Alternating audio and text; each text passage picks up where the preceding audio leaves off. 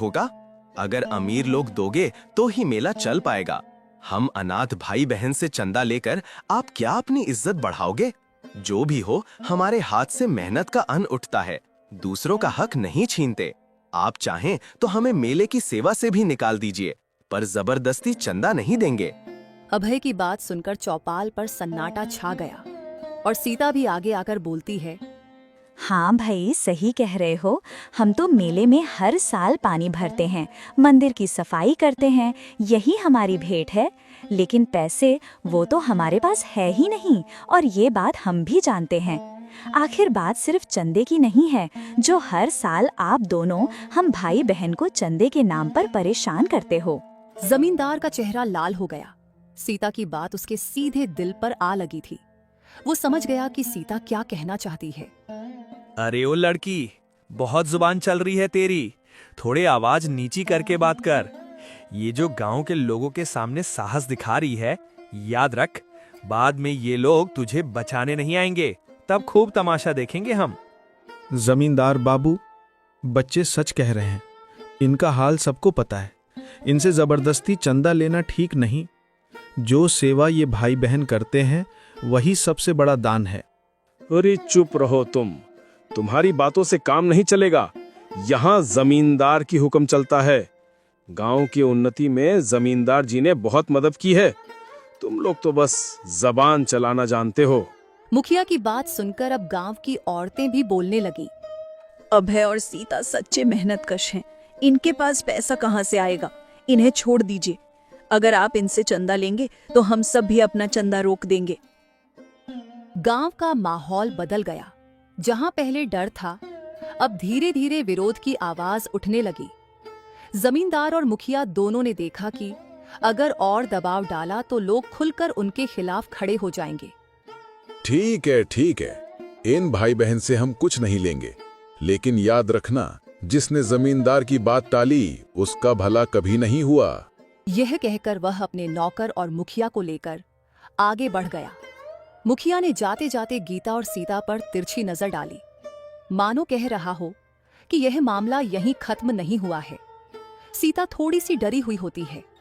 उसने अभय से कहा, भाई, ये लोग दुश्मनी पर उतर आएंगे, मुझे डर लग रहा है। डर मत सीता, आज हमने सच कहा है। अगर हम झुक जाते तो कल ये लोग और भी दबाव डालते। सच बोलने से डरना नहीं चाहिए। हाँ, मुसीबतें आएंगी, पर अगर गांव हमारे साथ हुआ तो हमें कोई नहीं हरा पाएगा। गांव वाले जमींदार और मुखिया से डर के भी भाई बहन का साथ दिया था, और दोनों भाई बहन की हिम्मत देख के सब खुश होते हैं। लेकिन गांव वालों का साथ पाकर भी उस रात दोनों भाई बहन देर तक सो ना सके। जंगल की हवा में सरसराहट थी, लेकिन उनके दिल में तूफान था। अभय जानता था कि असली लड़ाई अभी शुरू हुई है। अगली सुबह दोनों भाई बहन चिंतित अवस्था में एक दूसरे से बात करते हैं। दोनों डरे हुए थे। भाई, रात को आंखें बंद करूं तो वो ही छवि आ जाती है, मुखिया की ठसक और जमींदार की आंखों की चुभन। वे जाते जाते कुछ कह रहे थे, ऐसा लगा जैसे उनकी साजिश हमारी जमीन से जुड़ी हुई है। भाई, मैं सो नहीं पा रही हूँ। मैं भी नहीं सीता, तू ठीक बोली। वे शांत नहीं बैठेंगे। उनकी नजरों में सिर्फ फायदा है। हमारे माँ बाप ने जो मेहनत की वही उन्हें सही नहीं बैठ रही। यहाँ जमींदार के घर कमरे में उसका एक नौकर और मुखिया बैठा हुआ है। हम कितने समय से उनके जमीन पर नजर डाले हुए हैं।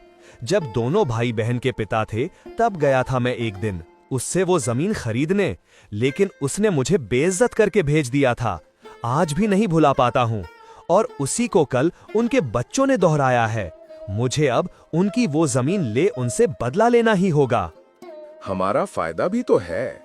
अगर अभय सीता की जमीन हमारे हाथ में आई तो हम वहाँ आपके नशीली पदार्थ के व्यापार को बढ़ा भी तो सकेंगे। अरे वही तो मैं कब से चाहता हूँ, लेकिन हो नहीं पा रहा। मेरे व्यापार के लिए वो जगह एकदम सही है। अब हमें ये मेले के नाम पर ही उन्हें वहां से खदेड़ने का मौका मिला है, और अगर गांव वाले भी उनके तरफ से बोले तो सबके सामने दोनों भाई बहन को कुछ पैसे देकर उस जमीन से निकाल फेंकेंगे। यही सब बात करके सब यह योजना बनाकर दोपहर को ही भाई बहन के घर मुखिया और जमींदार अपने नौकर के साथ आते हैं। अब तुम्हें तुम्हारी बातों की सजा मिलेगी। तुमने जो मेले में अपना योगदान ना देकर पूरे गांव का अपमान किया है, उसका भुगतान करना ही होगा। अब बात चंदे की नहीं है। अब या तो ये जमीन छोड़कर यहाँ से निकल जाओ, या तो पूरी जिंदगी समाज से अलग रहो। तब तो तुमको कुछ हो भी गया तो समाज के नियमों की वजह से तुम्हें कोई पूछने भी नहीं आएगा। हमने कुछ भी गलत नहीं किया। ये हमारी माँ बाप की जमीन है। आप लोग कानून और लोगों का विश्वास का गलत फायदा मत उठाओ। हम जानते हैं जब जमींदार जी और आपकी नजर बरसों से हमारी इस जमीन पर थी, लेकिन हम आपको ये जमीन कभी नहीं देंगे। तो इसमें गलत ही क्या है? वैसे भी तुम दोनों इस जमीन का करोगे क्या? आखिर में दोनों को लकड़ियां ही तो बेचने जाना है। इससे अच्छा जमीन हमें देकर निकल जाओ कहीं और, हम तुमको पैसे भी दे देंगे। हमें पैसों की जरूरत नहीं है। हम ये माँ बाबूजी की संपत्ति कभी नहीं छोड़ेंगे। जमींदार और मुखिया को दोनों भाई बहन की जिद देख के बहुत गुस्सा आया और मुखिया बोला, ठीक है, फिर देखना अब तुम्हें समाज में कैसे बेइज्जत करता हूँ और समाज से कैसे निकाल फेंकता हूँ। फिर देखूंगा तुम लोग कैसे और कहाँ लकड़ियां बेच के घर चलाते हो। ये बोल के सब वहां से गुस्से से निकल गए। दोनों भाई बहन को यह सुनकर बहुत डर लगता है और दोनों चिंतित होकर गांव के रामधन काका के पास जाते हैं, जो कि उन्हें अपनी बच्चों की तरह मानते थे। क्या हुआ बच्चों, तुम दोनों थोड़े चिंतित लग रहे हो? काका, वे लोग जमींदार और मुखिया वे हमारी जमीन पर नजर डाल रहे हैं। आज वे लोग हमें धमका कर गए और इसीलिए हम डरे हुए हैं। इन्हें डर दिखाकर लोगों की जायदाद हथियाना कोई नई बात नहीं, पर डरने की कोई बात नहीं है। तुम लोगों के पास तो जमीन के कागजात हैं ही, तो कागज संभाले रखना। मैंने पहले ही कहा था कि तुम्हें हमारे साथ रहना चाहिए। तुम्हें वहाँ अकेले छोड़ना सही नहीं है। मैं जानता हूँ ये दोनों वो घर कभी नहीं छोड़ के आएंगे। वहाँ उनकी यादें हैं। ये दोनों भी अपने पिता जैसे ही हैं। लेकिन बच्चों, तुम लोग चिंता मत करो। मैं अभी ठाकुर हरि प्रताप के पास जाऊंगा और सब बताऊंगा। उनकी कई गांव में चलती है, उनसे ऊपर कोई नहीं है। हमारे गांव के मुखिया चुनना भी उनके ही हाथ में होता है। काका, क्या ठाकुर जी हमारा साथ देंगे? चिंता मत करो, ठाकुर जी सच्चे लोगों की हमेशा मदद करते हैं। मैं अभी ठाकुर जी को बताकर आता हूँ और तुम्हें डरने की जरूरत नहीं। थोड़े समय बाद रामधन काका ठाकुर हर प्रताप के पास आता है। ठाकुर बड़े सख्त पर न्यायप्रिय किस्म के थे। रामधन काका सब कहानी ठाकुर को विस्तार से बताते हैं। ठाकुर साहब दोनों भाई बहन अनाथ हैं। उनकी माँ बाप ने वर्षों पहले इस जमीन पर मेहनत की। अब जमींदार और मुखिया उसे छीनना चाहते हैं।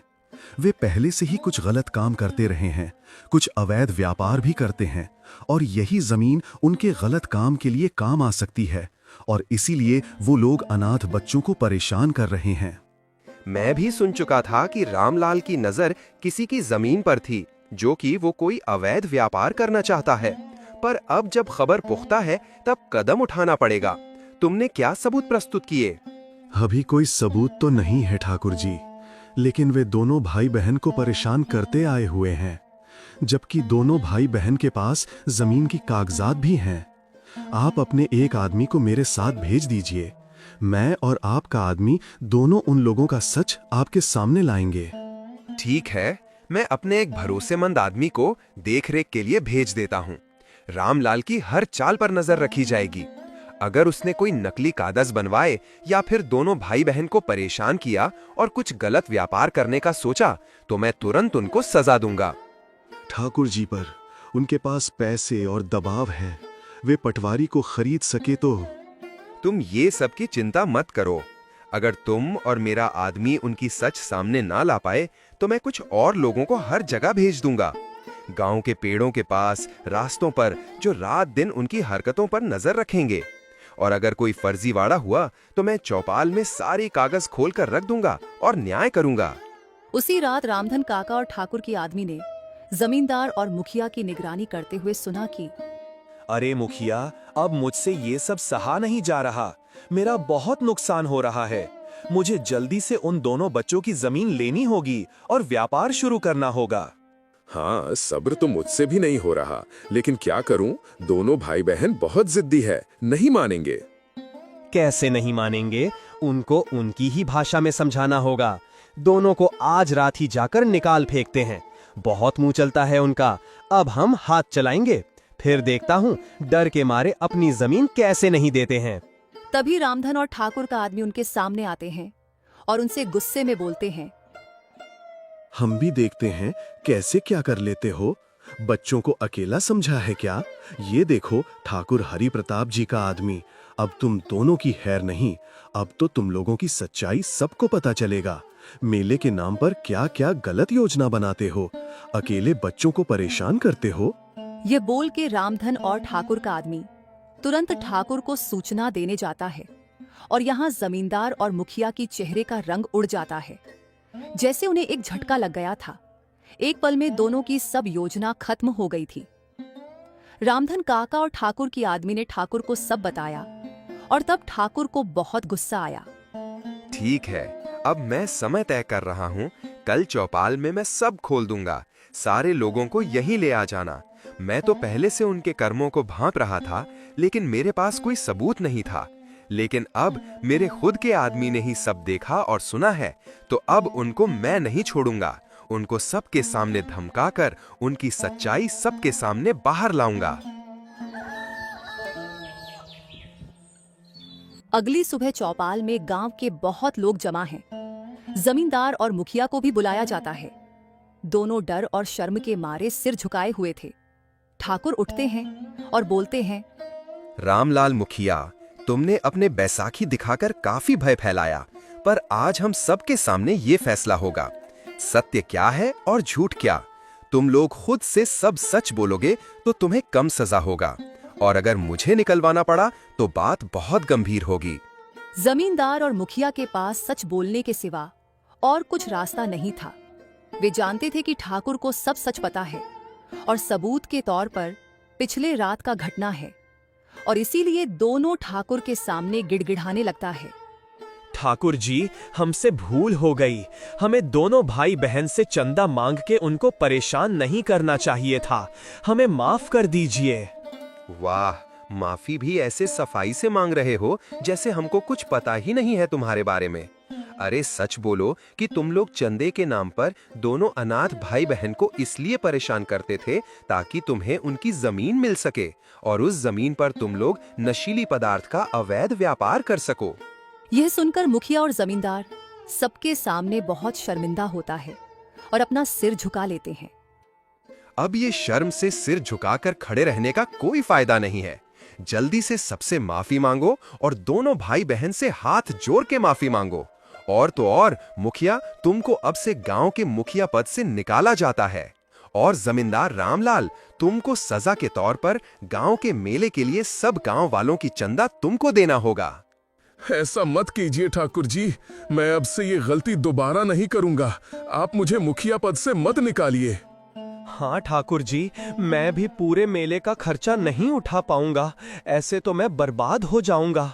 हम आगे से ये गलती नहीं करेंगे। हम पर दया कीजिए। ये सब मैं नहीं जानता।